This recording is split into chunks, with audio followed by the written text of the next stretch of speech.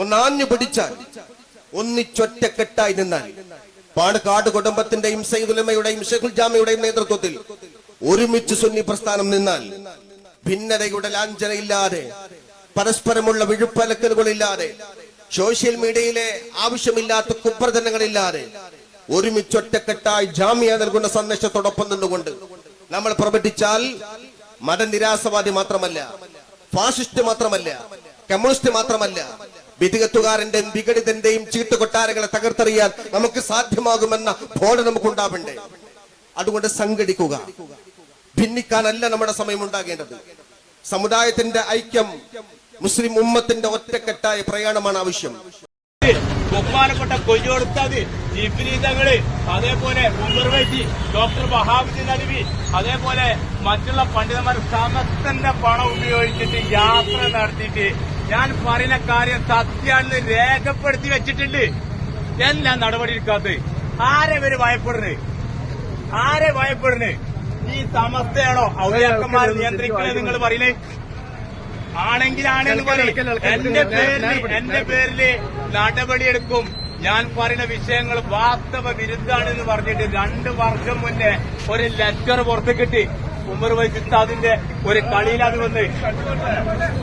ഉമർ വൈസിത്താദിന്റെ ഒരു കളിയിലാണ് വന്ന്. എന്താ എന്റെ പേരിൽ നടപടി എടുക്കാത്തത്? സമസ്തക്ക് പണല്ലേ, സമസ്തക്ക് ആൾക്കാരില്ലേ, വക്കീലില്ലേ, എന്താ നടപടി എടുക്കാത്തത്? എന്താ നടപടി എടുക്കാത്തത്?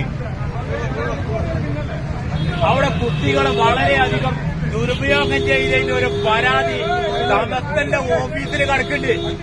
സമസ്തന്റെ ഓഫീസിൽ കിടക്കുന്നുണ്ട്. എനിക്ക് മനസ്സിലാക്കുക. എനിക്ക് നീതിയാ കിട്ടേണ്ടിയേ. എനിക്ക് നീതിയാണ് ഈ വിഷയത്തിൽ കിട്ടേണ്ടത്. എത്തിയും കുട്ടികളെ മുതല് കട്ടോനെ, എത്തിയും കുട്ടികളെ മതബോധിക വിദ്യാഭ്യാസം തട്ടി തകർത്തോനെ സംരക്ഷിക്കലല്ല സമസ്തന്റെ പ്രവർത്തകരി പണി. നിങ്ങൾക്കൊക്കെ മക്കളില്ലേ? ആ മക്കളുള്ള ആൾക്കാര് ഏത് നേതാവിന്റെ മുന്നിൽ പറയേണ്ട കാര്യം പറയുന്നവൻ ഓതന്നെ സമസ്തന്റെ പ്രവർത്തകൻ. ഞാൻ സമസ്തന്റെ പ്രവർത്തകനാ. ഞാൻ പറയാമെന്നവരാ, പറഞ്ഞിട്ടേ പോകൂ.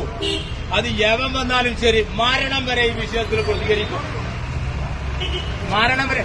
ജിബ്രീൽ മുത്തുക്കോയ തങ്ങളെ 2 മക്കൾ ഈ സ്ഥാപനത്തിൽ ജോലി ചെയ്തിട്ടുണ്ട്. ജിബ്രീൽ തങ്ങളെ 2 മക്കൾ ഈ സ്ഥാപനത്തിൽ ജോലി ചെയ്തിട്ടുണ്ട്. ആരെ ഇവര് പേടിക്കണേ?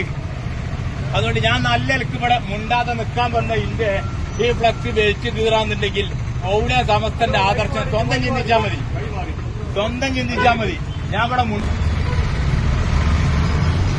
ആ സ്ഥാപനത്തിൽ 53 ജില്ലാ ഏക്കറുള്ള ഒരു സ്ഥാപനം, എയ്ഡഡ് അൺഎയ്ഡഡ് സ്കൂളുകളുണ്ട്. ആ സ്കൂളുകളുടെ മറവില് ലക്ഷക്കണക്കിന് ഉറുപ്പിക ഓരോ സീറ്റിലും വാങ്ങുന്നത് ഇവരൊക്കെ അവിടെ പുട്ടടിക്കുക.